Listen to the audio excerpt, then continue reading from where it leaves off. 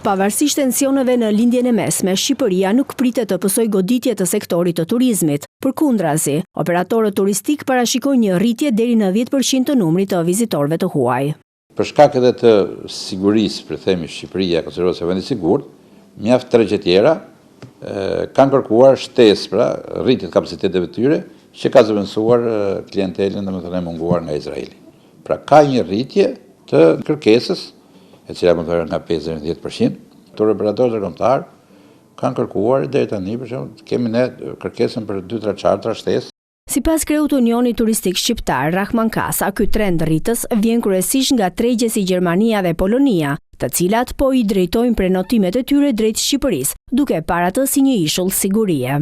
Kemi një rritje të tregut gjerman, të tregut polak, të tregut çek, ka rritje, tregut nordik.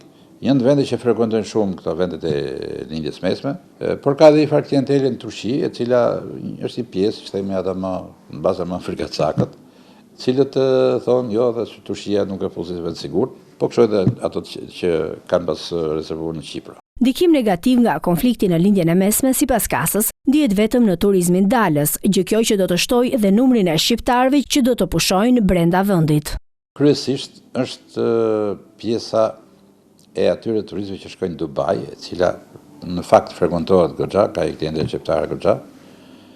Kjo pjesë për shembull ka i farë ndikimi. Normal që këto njerëz ose një pjesë do qëndrojë në Shqipëri dhe një pjesë do shkojnë për disa destinacione të tjera ku janë të sigurta. Ne mendojmë që do ketë një farë rritje të klientelës shqiptare që do të kalojë pushimet në Shqipëri. Veç anulimit të fluturimeve drejt Dubait, operatorët turistik po vërejnë dhe një frenim të prenotimeve drejt Turqisë në zonat jugore dhe Egjiptit, për shkak të pasigurisë dhe rishikimeve të linjave ajrore.